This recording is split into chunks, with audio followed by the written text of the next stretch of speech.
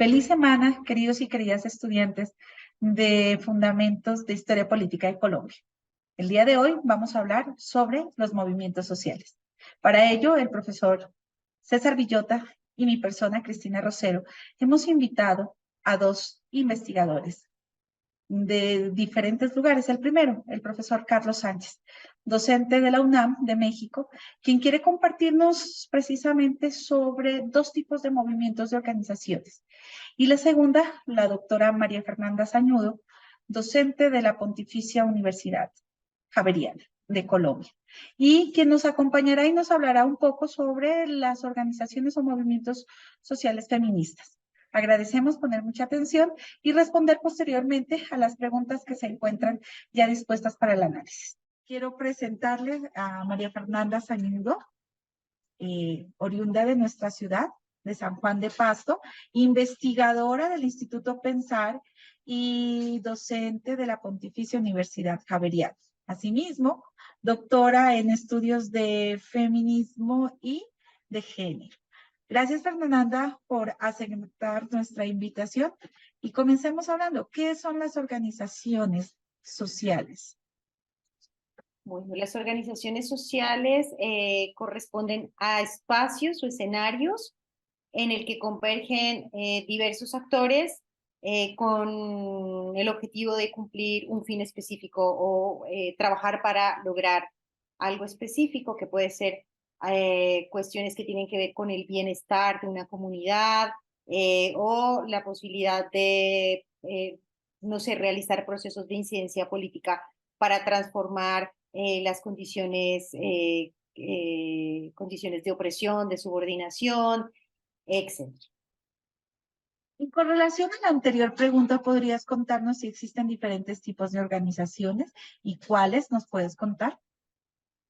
Sí, yo creo que hay una tipología de organizaciones sociales. Yo quisiera especificar sobre algunas que conozco, de las que podría hablar, que son las organizaciones de base, que son estos espacios en el que convergen actores comunitarios, líderes, lideresas, pero también personas de la comunidad que tienen un interés específico y es mejorar las condiciones de vida de una comunidad específica, ¿no? En estos espacios, las personas convergen para definir cuáles son las problemáticas que les aquejan, cuáles son las acciones que pueden llevar adelante para solucionar estas problemáticas, y son organizaciones que surgen, como lo dice su nombre, en la base, ¿no? Que emergen de procesos comunitarios, están ancladas al territorio.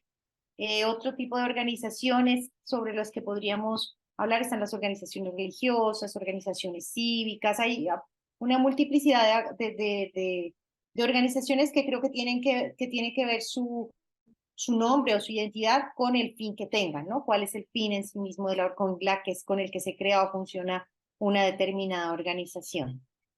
Ok, y si ahora vamos a hablar o pongamos de relieve un tema en particular, las organizaciones de mujeres, ¿cuándo comienzan a organizarse las organizaciones en Colombia y cuáles fueron sus objetivos?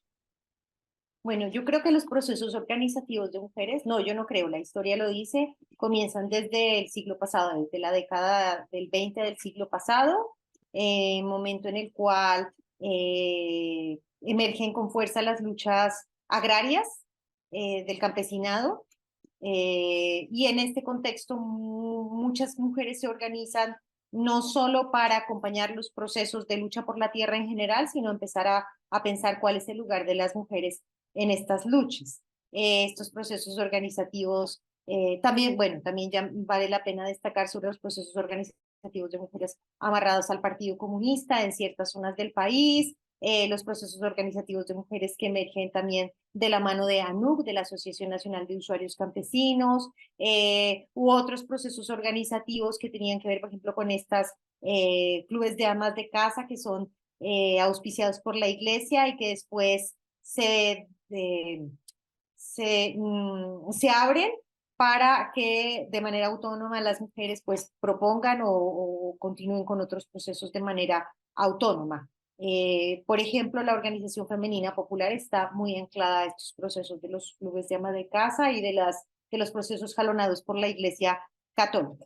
Lo que quiero decir en todo esto es que los procesos organizativos de mujeres son de larga data, que han sido invisibilizados, no han sido suficientemente estudiados y que creo que tenemos una deuda con este proceso, ¿no? Con conocer estos procesos organizativos y darle su lugar en la historia.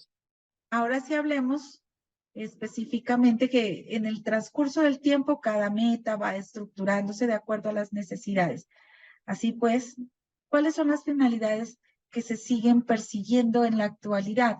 ¿Son las mismas de las que tú mencionaste o han cambiado desde los años 20 hasta la actualidad? ¿Cuáles han sido los momentos que han llevado a que esos cambios y esas rupturas se den precisamente en los objetivos y finalidades que busca cada organización de mujeres? Bueno, yo creo que hay una continuidad de ciertas luchas y hay unas nuevas luchas. Yo creo que hay una continuidad en la lucha por el acceso a la propiedad de la tierra, por la redistribución de la tierra, que, como ustedes saben, ha sido central a los movimientos de mujeres campesinas en el país, ¿no? Esto comienza en los 80s, 70s, incluso 60s. Tiene, bueno, con estos antecedentes de los años 20 y tiene continuidad hasta las luchas que ellas se dieron por incorporar en el Acuerdo de La Habana todo lo concerniente al acceso de las mujeres a la propiedad de la tierra, ¿no? Entonces creo que hay una continuidad en esto del reconocimiento de las mujeres como sujeto de reforma agraria o como sujeto de la tierra. Creo que en esta perspectiva de las luchas agrarias, creo que hay nuevas luchas que ellas se están dando y es, por ejemplo, las luchas territoriales, ¿no? Las defensas del territorio en un contexto de consolidación del modelo extractivista y de cambio en los regímenes de propiedad. Ustedes saben que el Estado colombiano, desde el gobierno de Uribe, un poco antes, con el cambio de normativa agraria y normativa minera, lo que hace es conceder títulos, ¿no? De titular el territorio a multinacionales y esto implica que las comunidades deban desplazarse. Entonces las mujeres en ese contexto se han dado han entablado luchas importantes para la defensa del territorio. Estas son las nuevas luchas, entonces ellas también están tratando de interpelar estos nuevos regímenes agrarios que se van configurando con estas nuevas formas como se organiza sí, lo agrario en el país. Creo que la paz ha sido también central a las luchas, pero creo que cobra mucho más relevancia como eje de la lucha a partir yo creo que finales de los 90 hasta hoy, ¿no? Y tiene que ver pues con el deterioro del conflicto armado, ustedes saben, con una irregularización de la guerra que se da a partir de los 90 y en ese marco de irregularización de la guerra, pues las comunidades fueron mucho más victimizadas y las organizaciones de mujeres y las mujeres fueron perseguidas. Y esto obligó a que estas organizaciones de mujeres no solo llamen la atención de los impactos de la guerra en general, sino de los impactos de la guerra en los cuerpos de las mujeres y en la vida de las mujeres. Y en este contexto, por ejemplo, las mujeres entablan una lucha muy importante por reconocer eh, el desplazamiento de mujeres, las diversas victimizaciones que en el contexto del conflicto armado enfrentaron, que no solo tienen que ver con la violencia sexual, sino, por ejemplo, con la desaparición forzada, el reclutamiento y otras de las tantas violencias. Y creo que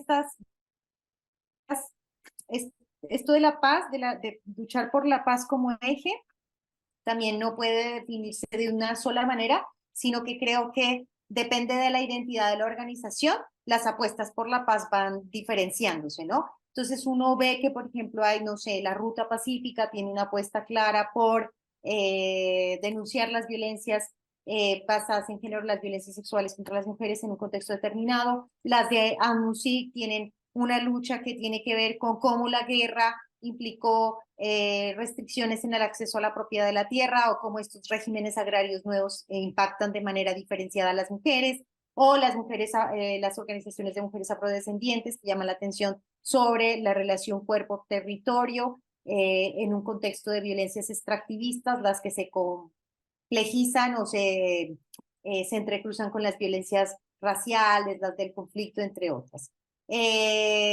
También creo que, por ejemplo, mujeres, organizaciones más, no sé cómo llamarlas, por ejemplo, como el caso de Cisma Mujer, Casa de la Mujer, la apuesta por la paz ha sido central, también desde luchas que se han dado por que se reconozcan nuestros derechos, no solo nuestros derechos a vivir una vida libre de violencias, no solo en el contexto del conflicto armado, sino en general, nuestros derechos sexuales y reproductivos, el derecho al voto, etcétera. Entonces, creo que va a depender, la apuesta por la paz y la manera como apuestan por la paz va a depender de sí, de la identidad de la organización. Bueno, y ahora hablemos de los logros políticos que han alcanzado las mujeres organizadas, ¿no? En estos movimientos sociales. ¿Qué temas han puesto de relieve las organizaciones de mujeres que son importantes y que logran generar conciencia de la realidad que se ha vivido?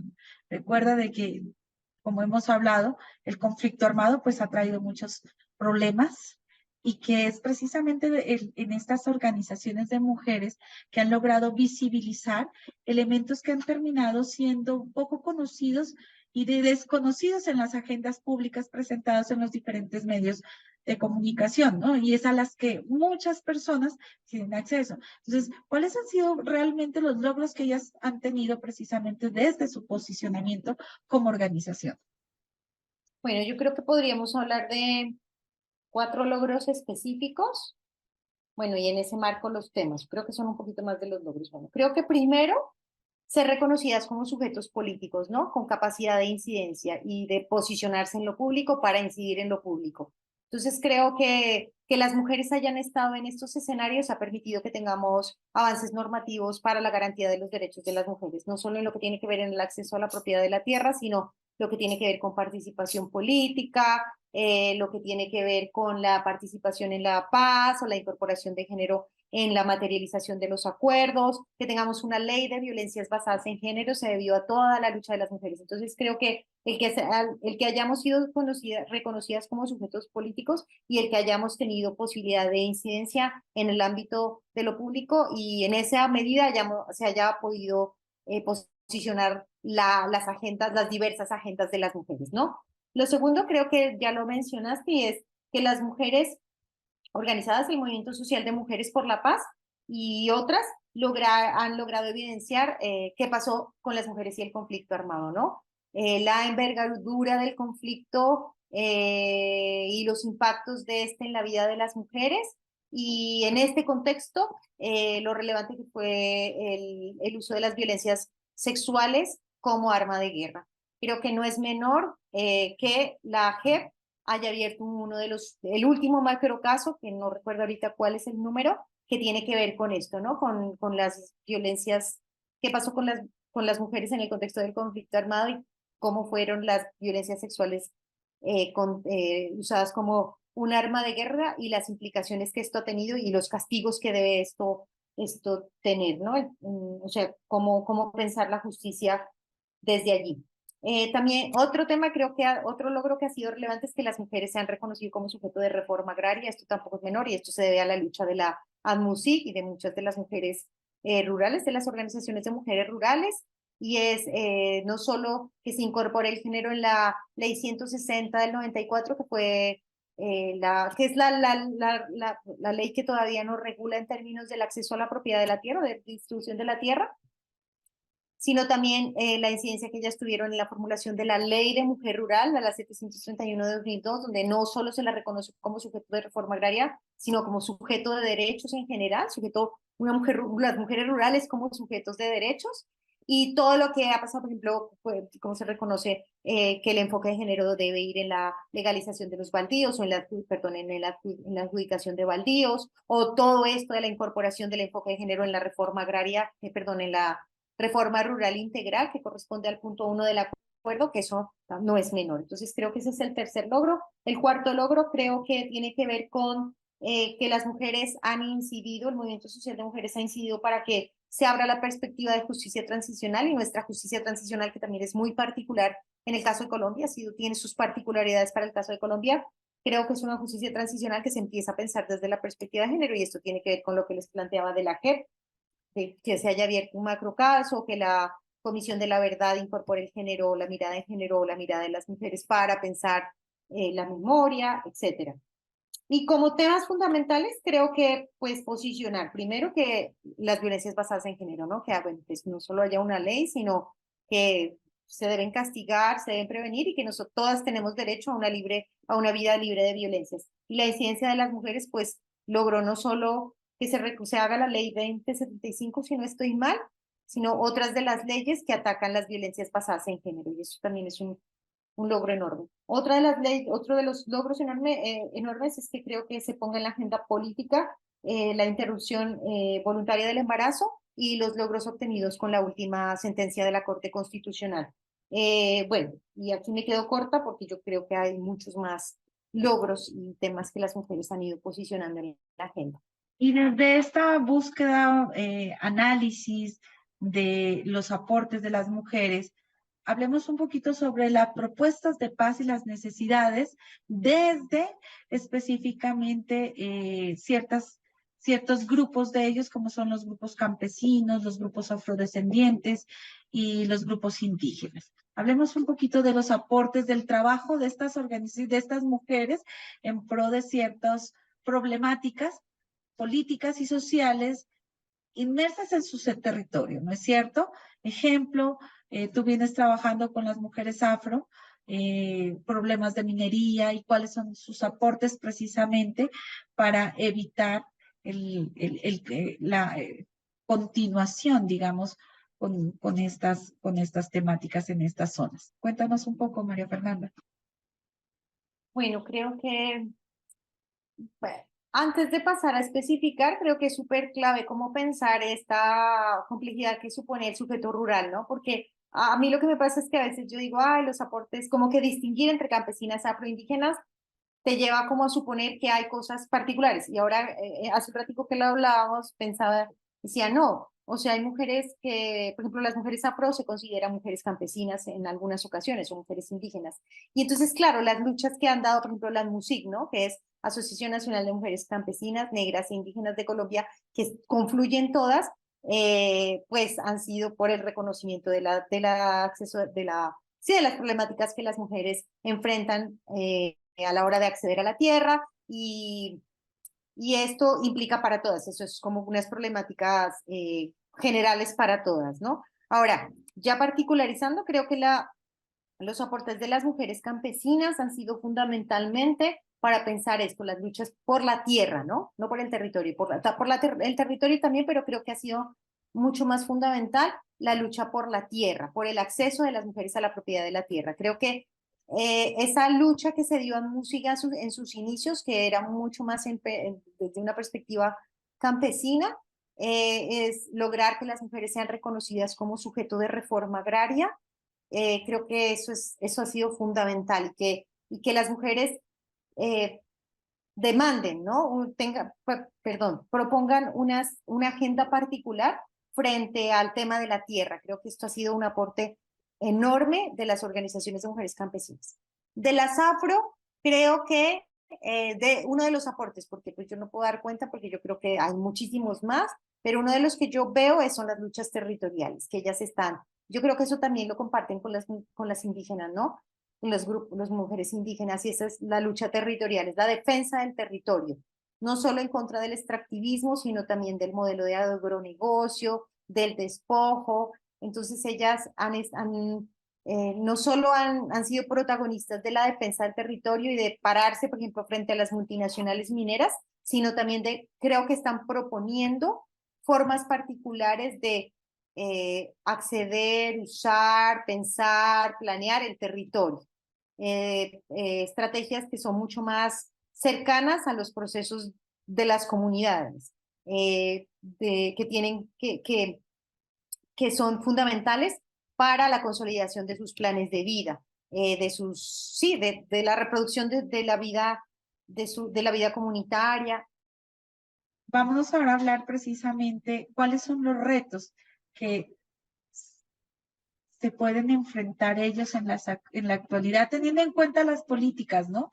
Las políticas públicas determinadas precisamente y en el momento coyuntural que todavía nos encontramos, ¿no? En una lucha por llegar a unos acuerdos que vayan en pro, o sea, beneficiar todos estos acuerdos de paz, de acuerdos de paz, lograr la paz, ¿no? Y bueno, ¿cuáles son los retos que se enfrentan en la actualidad los movimientos de mujeres? Yo creo que uno es el deterioro de la guerra, ¿no? Sí, como un reavivamiento del conflicto armado en los territorios, ¿no? Además, con unas características diferentes a quizás al que había previamente, ¿no? Con una multiplicidad de actores presentes que no necesariamente tienen ningún proyecto político, sino que están tratando de controlar la producción de coca, la producción comercialización de coca, o el tráfico de armas, o el control territorial para la trata de personas, etcétera, en un escenario que es muy complicado regionalmente, ¿no? Con tensiones con Venezuela, sí, con el incremento del crimen transnacional, etcétera. Entonces creo que es un conflicto armado que tiene otras características y que está impactando de manera muy grave a las mujeres, porque pues ellas se están enfrentando de nuevo violencia sexual, confinamiento, despojo, etcétera. Y en ese contexto, con unas medidas de justicia transicional que te cubren un conflicto armado con unas características, pero no este reactivamiento del conflicto con otras características. Entonces creo que eso es un reto porque lo que haces es que ya no tienes herramientas para enfrentar esos procesos nuevos en los territorios. Que quizás, pues hay que pensar qué va a pasar con esto de la paz total, ¿no? Cómo se incorpora estas nuevas dinámicas de conflicto en los territorios y los impactos que tienen en las mujeres. Creo que las mujeres también ya están muy organizadas y están tratando de incidir en esa agenda de la paz total. Otro de los retos creo que es como primero la inoperancia estatal, ¿no? Que viene desde de larga data, o sea, que no es este gobierno, sino que viene de larga data. Entonces, por ejemplo, los planes con enfoque territorial, los PEDET, están todos quedados porque ustedes saben que con el gobierno pasado y el gobierno pasado que se quiso hacer trizas la paz, pues no se invirtió de manera adecuada para la materialización de las iniciativas, pero además pues por actos de corrupción los dineros se perdieron. Y eso pues va quedando, va teniendo rezagos, ¿no? Porque yo lo que he visto es que aunque se quiera recomponer la institucionalidad en los territorios, pues ya hay como unas estructuras institucionales que limitan las posibilidades de avanzar en la garantía de lo pensado en el plan, de lo establecido en los acuerdos de La Habana. Pero además creo que esta nueva lógica política de relaciones políticas con las comunidades que se está entablando en este nuevo gobierno, que creo que puede ser, o sea, no es de mala voluntad que se hace esta manera de relacionarse con las comunidades para que sean actores en la implementación de las medidas, no sea a largo plazo eso que puede implicar a nivel organizativo, en términos de debilitamiento organizativo o de cooptación organizativa, ¿no? ¿Qué más las mujeres? Yo creo que en este contexto de recrudecimiento de la guerra, donde no se sabe quiénes son los actores, las violencias sexuales se recrudecen, se vuelven, sí, se afianzan.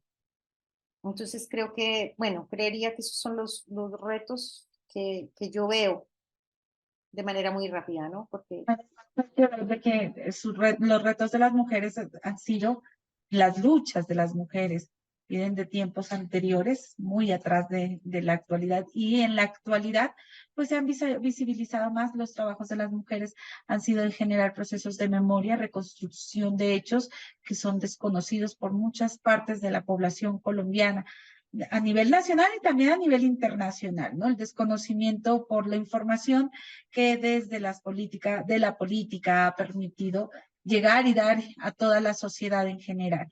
Así que, pues, la invitación el día de hoy es pensar la importancia de los grupos y de las organizaciones, no solamente de las mujeres, sino todas las organizaciones, que tienen como un foco, un pilar, un faro dirigido hacia luchar por derechos, unos derechos de igualdad, derechos a la vida, derechos al decidir, derechos a muchas cosas. Entonces estamos invitados, quizá esta que sea una invitación a pensar en militar, en buscar cómo puedo colaborar en mi comunidad y que existen no solo un tipo de movimiento, sino que existen muchos y que podemos participar de forma activa dando nuestras formas de pensar, nuestro sentir y nuestro pensar para mejorar y para contribuir con pasos pequeñitos a la construcción de la paz, quizá o de acuerdos, ¿no? Que sean pequeños, que estén dentro de nuestra sociedad y que más adelante quizás van a ser grandes saltos a buscar lo que tanto anhelamos, una paz total. Gracias, María Fernanda. Espero que con nuestro actuar, con nuestro compartir el día de hoy, hayamos dejado en los estudiantes de la Universidad de Nariño una pequeña semilla para seguir buscando, indagando, comprendiendo un poco más sobre la historia política de Colombia. Gracias. Gracias, Cristina, por la invitación y el diálogo.